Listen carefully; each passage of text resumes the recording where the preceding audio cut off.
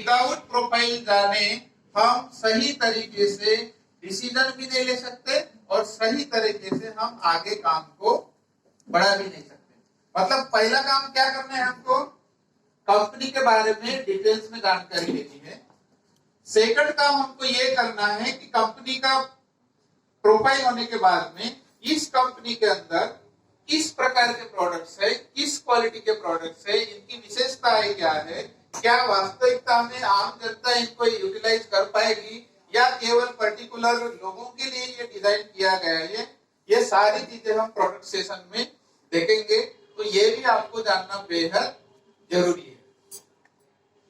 Next number 3 है हमारा plan, जिसके वजह से हर इंसान क्या बना सकता है, इनकम। और सारे लोग यहाँ पर जो आए हुए हैं, मैं भी महाराष्ट्र से यहाँ तक के आया हूँ, तो मेन लक्ष्य क्या है, मेन लक्ष्य क्या है, इनकम। तो ये इनकम कैसे मिलती है ये हम प्लान सेशन में देखेंगे। और नंबर 4 है कि किसी भी चीज को सही ढंग से यदि हम करना चाहते हैं तो उसके लिए हमको एक चीज की जरूरत होती है, वो है एजुकेशन। और विदाउट एजुकेशन यदि आप किसी चीज में सफलता हासिल करने के बारे में यदि सोच रहे हो तो आप सफल नहीं होंगे। होंगे क्या सफल? नहीं। सभी लोगों को 2 व्हीलर चलानी आती है, ऐसा मैं मान के चलता हूँ। अभी आपको 4 व्हीलर यदि सीखना है तो क्या अपने आप 4 व्हीलर चलाना सीख जाएंगे? नहीं। अपने आप सीख जाएंगे क्या? नहीं। कोई ना कोई आपको पढ़ाने वाला होगा, तो वो जिस तरह से आपको पढ़ाएगा उस तरह से आप यदि आप सीख लेते हो, अपना दिमाग ना लगाते हुए आप पढ़ने की कोशिश करते हो, तो डेफिनेटली आप एजुकेशन के माध्यम से आप पढ़े लिखे हो कि नहीं हो कोई मैटर नहीं करेगा, लेकिन आप ड्राइवर जरूर बन जाएंगे। Am I right or wrong? Yes. सही बात है कि नहीं? तो हमको एजुकेशन भी वेरी वेरी इंपॉर्टेंट पार्ट है। मतलब हम चारों तरफ जब ध्यान देंगे, ये चारों बातें जब आपको समझ में आएंगी, तब लास्ट में एक डिसीजन लेना है कि सर ने जो एटॉमी का प्लान प्रेजेंटेशन किए थे वास्तविकता में हमारे लाइफ में करने के योग्य है या नहीं। आज ही डिसीजन लेना है। लेंगे आप डिसीजन? यस। तो अभी देखेंगे पहला कंपनी का प्रोफाइल। तो कंपनी का नाम है एटॉमी। जिन्होंने मतलब ज्वाइन किया है वो तो सभी लोग जानते हैं, लेकिन हमारे बीच में बहुत सारे नए लोग हैं, उनको भी पता चलेगा। और जितने भी पुराने लोग हैं तो उन्होंने मेरा वीडियो ऑडियो सुना है, देखा है, लेकिन आज जो मैं फेस टू फेस आपको दिखाने जा रहा हूँ प्लान क्या है। तो एटॉमी is the name of online shopping mall. एटॉमी 3 तरह का काम करती है। पहला काम करती है डिस्ट्रीब्यूशन। एटॉमी का पहला काम है डिस्ट्रीब्यूशन करना। सेकंड काम है इनके ऑनलाइन शॉपिंग मॉल है एटॉमी का, ऑनलाइन शॉपिंग मॉल, जैसे कि अमेजन है, फ्लिपकार्ट है, alibaba.com है, या ई कॉमर्स के जितने भी पोर्टल होंगे, उसी तरह से एटॉमी का खुद का ऑनलाइन शॉपिंग मॉल है। नेक्स्ट है इनका खुद का ब्रॉडकास्टिंग स्टेशन। ब्रॉडकास्टिंग स्टेशन का मतलब ये होता है कि हर किसी के घर में एक टीवी है कि नहीं? और टीवी है तो हम चैनल को चेंज करते हैं, तो चैनल प्रसारित कोई न कोई ब्रॉडकास्टिंग स्टेशन होता है, जैसे जीज चैनल होगा, स्टार होगा, अलग अलग चैनल है। तो वैसे प्रसारित करने वाला हमारा भी ब्रॉडकास्टिंग का एक क्या है, स्टेशन है। और हमारा जो आईपीटीवी आएगा अभी मार्केट में, कितने लोगों को पता है आईपीटीवी आ चुका है इंडिया में? पता है? नहीं। लेकिन एलजी के शोरूम में जाओगे और उनको पूछोगे कि आईपीटीवी क्या है, तो आपको बता देंगे। तो जब आईपीटीवी लोगों के घर में जब चालू हो जाएगा तो हमारा जो चैनल नंबर है 3355, इस चैनल नंबर पे एटॉमी के ग्लोबली जहां पर भी प्रोग्राम होते हैं होल डे आप घर बैठे देखने वाले। जैसे कि हम यूट्यूब पर जानकारी देखते हैं, यूट्यूब पर जानकारी देखते हैं, तो वैसे आपके घर में मेहमान आएंगे, आप 3355 चैनल नंबर लगाएंगे, घर बैठे लोग आपका प्रोडक्ट का सेशन देखेंगे। घर बैठे हो सकता है कि मेरा भी सेमिनार देखेंगे, आपका भी सेमिनार देखेंगे, आने वाले दिनों में बोला नहीं जा सकता है ना। और वो देख के ऑटोमेटिकली आपको ना बताते वो पूछेंगे कि ये क्या है, हम भी इसको करना चाहते हैं। तो ये 3 तरह के काम कौन करती है? एटॉमी। एटॉमी के साथ में दो सेक्टर काम करते हैं। पहले सेक्टर का नाम है केरी।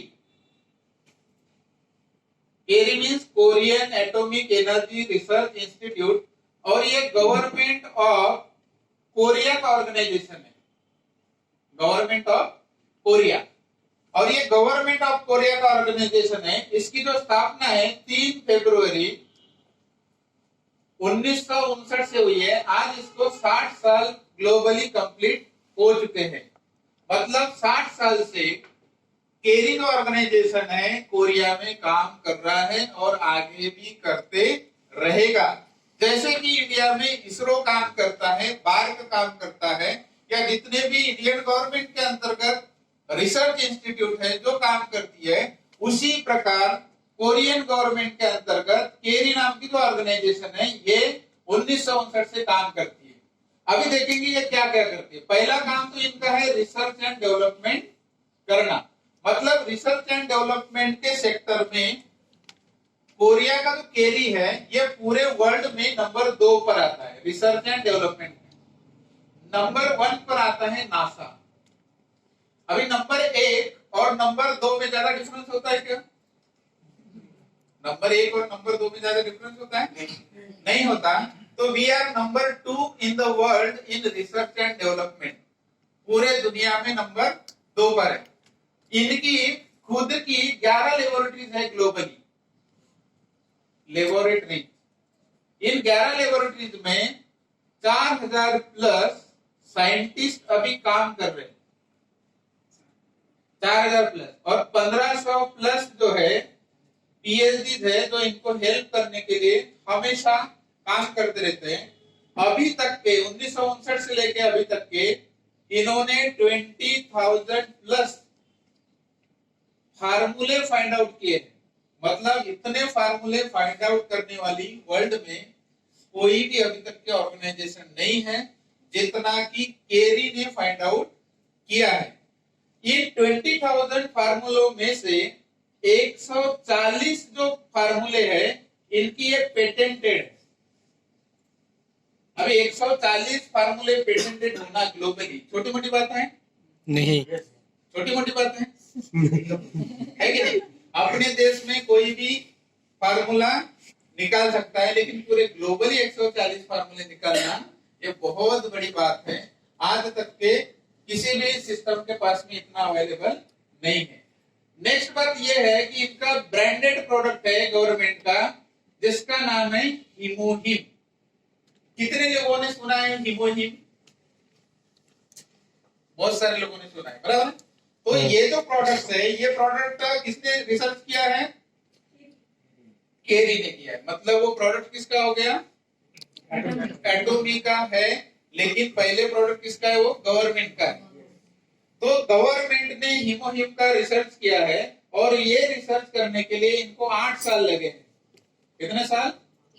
8 साल लगे हैं। और 44 टाइप्स के जो भी बॉडी के अंदर में जो भी प्रॉब्लम्स होते हैं इंक्लूडिंग कैंसर से लेकर क्यूर करने की क्षमता पूरे वर्ल्ड में कोई रखने वाला प्रोडक्ट होगा तो वो एकमात्र कौन है? हिमोहिम है। 44 टाइप्स इंक्लूडिंग कैंसर को भी क्यूर करने की क्षमता ये रखता है। नेक्स्ट इन्होंने लीवर कैंसर के ऊपर वर्ल्ड में पहली बार इंजेक्शन निकाला है। वर्ल्ड में किसी ने भी अभी तक के नहीं निकाला, लेकिन केरी ने निकाला है। किसके ऊपर? लीवर के जो कैंसर होते हैं उनके ऊपर पहली बार वर्ल्ड में इन्होंने इंजेक्शन निकाला है। नेक्स्ट बात और भी हम जानेंगे, स्पेस फूड का निर्माण किया है। स्पेस फूड जानते हो आप? जानते हो क्या? क्या होता है? एस्ट्रोनॉट्स के लिए स्पेशल फूड। हाँ सर, स्पाइरुलिना से वही ले जाते हैं। तो स्पेस फूड बनाया। स्पेस फूड बनाने वाली वर्ल्ड में केवल 3 ही कंट्री है। एक यूएसए है, दूसरा रशिया है और तीसरा अपना साउथ कोरिया। अभी इसके बारे में मैं जानकारी यदि बताना चाहूंगा तो केरी के बारे में लॉट्स ऑफ इंफॉर्मेशन आपको गूगल पर मिल जाएगी, आपको यूट्यूब पर मिल जाएगी। ये कुछ बातें थी कि जो कि केरी के बारे में मैंने आपके सामने में एक्सप्लेन किया है। तो ये एक पार्ट है। जो कि किसके साथ में काम कर रहा है, एटॉमी के साथ में। मतलब एटॉमी का R&D वाला जो कोई पार्ट होगा तो R&D कौन करती है, गवर्नमेंट ऑफ कोरिया। और डायरेक्ट सेलिंग में वर्ल्ड में जितनी भी कंपनीज है, किसी भी कंपनी का R&D का जो पार्ट है कोई भी गवर्नमेंट किसी भी कंट्री का नहीं कर रहा है। कर रहा है, कर रहा है क्या, नहीं कर रहा है। लेकिन हमारा एटॉमी एकमात्र पहला का कंसेप्ट है कि जिसके लिए रिसर्च एंड डेवलपमेंट कौन करता, गवर्नमेंट करती है। अभी हम देखेंगे सेकंड पार्ट। सेकंड पार्ट का नाम है कोलमार। कोलमार ये मैन्युफैक्चरिंग का काम करता है। कोलमार को 100 इयर्स का एक्सपीरियंस है। कितने सालों का, 100 सालों का। किस फील्ड में, बोलिए, मैन्युफैक्चरिंग। मैन्युफैक्चरिंग में OEM और जो ODM टेक्नोलॉजी होती है, ओरिजिनल इक्विपमेंट मैन्युफैक्चरिंग और ओरिजिनल डिजाइन मैन्युफैक्चरिंग, इसमें पूरे वर्ल्ड में नंबर 1 पर है, नंबर 1 इन द वर्ल्ड। अभी तक के इन्होंने जो काम किया है या अभी भी प्रेजेंट में काम कर रहे हैं, 25,000 प्रोडक्ट्स का ये आज के डेट में मैन्युफैक्चरिंग करते हैं अलग अलग कैटेगरी में। कितने, 25,000। उसमें सभी सेक्टर के जो प्रोडक्ट्स है, फार्मास्यूटिकल्स होंगे, हेल्थ के होंगे, लिविंग के होंगे, there are lots of categories जो कि प्रोड्यूस कौन करता है, कोलमार करता है। और कोलमार का खुद का R&D सेंटर है। जैसे कि केरी का है, वैसे खुद का किसका R&D सेंटर है, कोलमार का है। कोलमार के खुद के 240 जो प्रोडक्ट है ये पेटेंटेड है ग्लोबली। वर्ल्ड का 25% जो कॉस्मेटिक इंडस्ट्री है ये सारा का सारा मैन्युफैक्चर कौन करता है, कोलमार करता है। बाकी की छोटी मोटी कंपनियां करते रहती है। कोलमार के बारे में और एक जानकारी ऐसी है कि वर्ल्ड में जितने भी टॉप 500 ब्रांड्स है, ब्रांड, इनके लिए ये मैन्युफैक्चरिंग करके अभी भी दे रहे हैं। उसमें दुनिया का सबसे फेमस नाम मार्केटिंग का कंपनी का होगा तो दैट इज द एमवे। सभी ने सुना है एमवे का नाम। तो इवन एमवे को भी मैन्युफैक्चरिंग कौन करके देते हैं, कोलमार करके देते हैं। लीवर लिमिटेड होगा, जॉनसन एंड जॉनसन होगा, सिसोदी होगा, लैंडकॉम होगा। मतलब वर्ल्ड के टॉप 500 जो भी ब्रांड्स है उनके लिए कोलमार मैन्युफैक्चरिंग करके अभी भी दे रहा है। लेकिन हुआ क्या कि केरी और कोलमार दोनों का अभी ज्वाइंट वेंचर है। दोनों का अभी क्या है, ज्वाइंट वेंचर। और ज्वाइंट वेंचर होने के बाद में गवर्नमेंट ने लॉ बनाया। लॉ के तहत BNH means beauty and health नाम के फर्म की स्थापना की और ये डिसाइड किया कि रिसर्च एंड डेवलपमेंट का जो काम है ये केरी करेगी, मैन्युफैक्चरिंग का काम ये कोलमार करेगा। और यहां से जो भी प्रोडक्ट्स निकल कर आएंगे बाहर, इसका ग्लोबली डिस्ट्रीब्यूशन एटॉमी करेगा। ये लॉ के तहत डिसाइड हुआ और इसकी स्थापना हुई 2006 से। कब हुई, 2006 से। और ये डिसाइड किया गया कि 62% जो शेयर्स है ये कोलमार के रहेंगे और 38% जो शेयर्स है ये केरी के रहेंगे। और इसी अनुपात में हमेशा का काम चलते रहेगा। और इनके तरफ से निकलने के बाद में ये ग्लोबली प्रोडक्ट कौन डिस्ट्रीब्यूट करेगा, एटॉमी करेगा। और बाद में एटॉमी के साथ में और भी अदर कंपनी इनके स्टैंडर्ड के अनुसार काम करेगी। और ये अदर कंपनीज के प्रोडक्ट भी कौन डिस्ट्रीब्यूट करेगा, एटॉमी करेगा। ये फ्रेमवर्क 2006 में तैयार हुआ और 2006 से लेकर 2009 तक के इन्होंने अपने ही देश में काम किया। क्यों किया, क्योंकि इनको सारी जानकारी चेक करनी थी कि हम आगे आने वाले दिनों में आगे कंट्री में हम जा सकते हैं कि नहीं जा सकते, हमारे में कौन से वीकनेस है या वीकनेस आ सकते हैं। सारी की सारी बातें विद इन 3 इयर्स इन्होंने चेक किया। चेक करने के बाद में इन्होंने ये सोचा कि अभी हमको ग्लोबली जाने से कोई रोक नहीं सकता। तो ग्लोबली हमको जाना है, तो हमारे पास में क्या होना चाहिए? क्या होना चाहिए हमारे पास में? प्लान होना चाहिए। ग्लोबली यदि हमको जाना है तो हमारे पास में प्लान होना चाहिए कि नहीं चाहिए? तो प्लान होना चाहिए। तो फिर इन्होंने सोचा कि प्लान कैसा बनाया जाए, क्योंकि मार्केट में 60-70 सालों से एमएलएम इंडस्ट्री पहले से ही चलते आ रही है, और अभी हम नया प्लान यदि बनाने जाएंगे तो हमारा प्लान कैसा होना चाहिए। इसके लिए हमारे जो कंपनी के जो सीईओ है मिस्टर हेनरी पार्क सर, उनके लिए एक बार ताली हो जाए।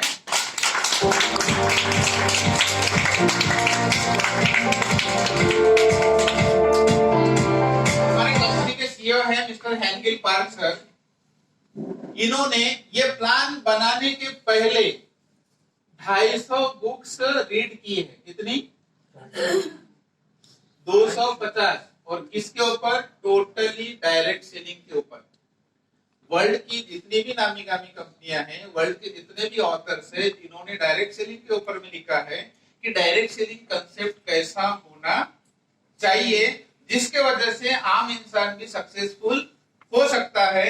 ये जब उन्होंने पढ़ा तो उनको नजर में आया कि वर्ल्ड में जितनी भी ऑर्गेनाइजेशन काम कर रही है, वो चाहे कितनी भी पुरानी कंपनी होगी, लेकिन उन कंपनियों में सभी लोग सक्सेसफुल नहीं होते।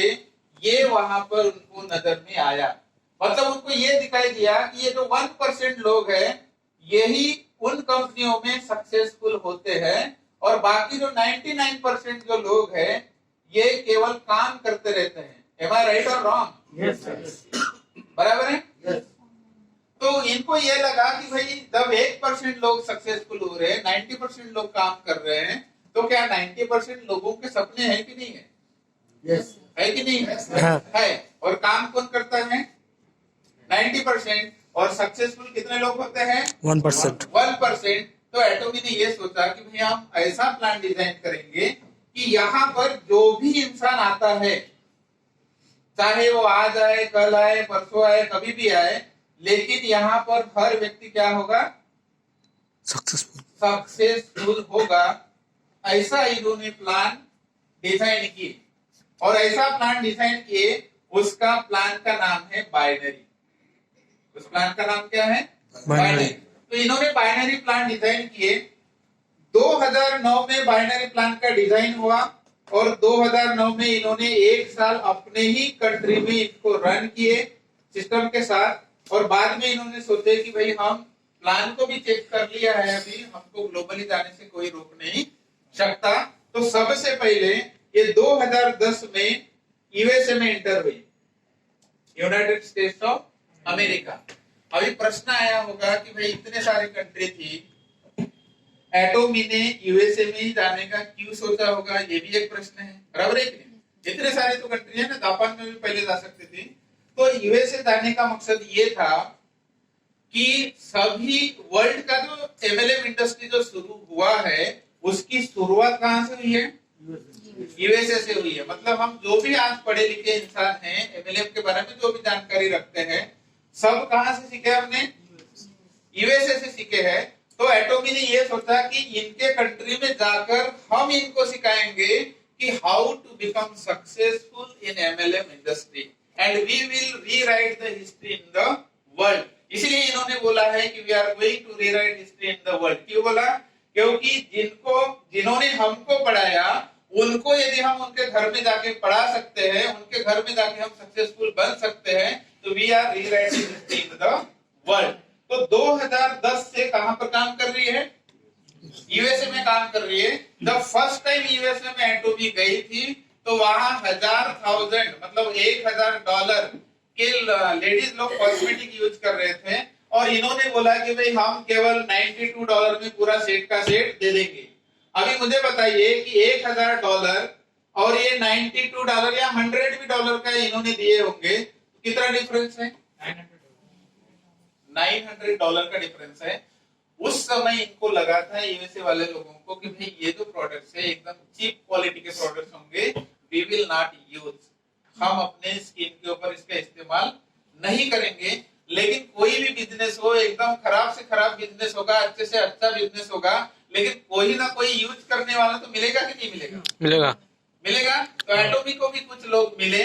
जब इनको ये लोग मिले, इन्होंने प्रोडक्ट इस्तेमाल करना शुरू किया, तो पहले चेहरे के ऊपर इन्होंने अप्लाई नहीं किया। क्यों? क्योंकि स्किन के प्रति इतने वो कॉशियस है कि वो अपने स्किन के ऊपर कुछ भी इफेक्ट होना देना नहीं चाहते। तो इन्होंने हाथ के ऊपर लगाना चालू कर दिया, पाँव के ऊपर लगाना चालू कर दिया स्किन केयर सेट को। जैसे ही लगाना चालू कर दिया, 15-20 दिन के अंदर में ही उनको रिजल्ट मिलने लगा, जो कि 1000 का प्रोडक्ट, मतलब $1000 का स्किन केयर का सेट लेने के बावजूद भी रोज रिजल्ट नहीं मिल रहा था। वो कितने डॉलर में मिल रहा था उनको?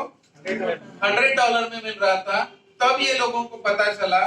तो आज आज यूएसए का जो सिनेरियो देखेंगे, तो वहाँ एमवे जैसे बड़े बड़े कंपनियों को छोड़ के भी लोग एटॉमी को कर रहे हैं, and they are happy today and they are successful today in एटॉमी।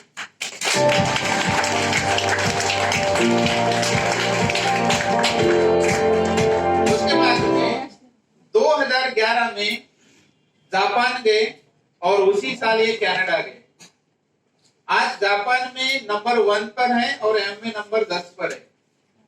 जिनको भी मतलब सर्च करना है, डायरेक्ट सेलिंग जो न्यूज है उसमें आप चेक कर सकते हैं, आपको सारा जानकारी वहां पर मिल जाएगा। तो 2010 से लेके 2018 तक अभी तक के एटॉमी 14 कंट्री में ऑलरेडी ओपन हो चुकी है। कितने कंट्री में? 14। और जो लास्ट वाला जो कंट्री ओपन हुआ है 2018 में, वो है रशिया। और अभी 2019 में एटॉमी इंडिया का ऑफिस ओपन हो चुका है। हो सकता है कि कुछ लोगों ने यहाँ पर विजिट भी किया होगा। वो 4 नवंबर 2019 को ऑफिस का इनॉग्रेशन भी हो चुका है। इंडिया में गुड़गांव में है, सेक्टर 58 में, और ये ओपन हो चुका है। और अभी कौन सा साल लगा है? 2020। सभी लोग एक ही प्रश्न करते हैं, आपको भी वही प्रश्न करेंगे कि सब कुछ तो ठीक है, बराबर है ना? एटॉमी का प्लांट ठीक है, प्रोडक्ट्स ठीक है, सब कुछ ठीक है, लेकिन ये चालू कब होगा? हमारे अकाउंट में पैसे कब आएंगे? यही बात होती है कि नहीं होती? तो अकाउंट में पैसे आने का समय बहुत नजदीक आ चुका है। We have only 1 month left. Madam ने ऑलरेडी बोल दिया था, फिर से मैं बताना चाहूंगा कि सभी के पास में कितना महीना बाकी है? 1 महीना बाकी है, क्योंकि अप्रैल से एटॉमी इंडिया में शुरू होने जा रही है। और इसी महीने में आपका जो बैंक डिटेल्स भरना है, आपके केवाईसी का जो भी होगा, डबल आईडी का प्रॉब्लम होगा, सब सॉल्यूशन होगा। रिलॉन्चिंग के सेमिनार, आपका प्रोडक्ट्स का प्राइस लिस्ट, पीवी, कौन से प्रोडक्ट्स रहेंगे, क्या रेंज रहेंगी,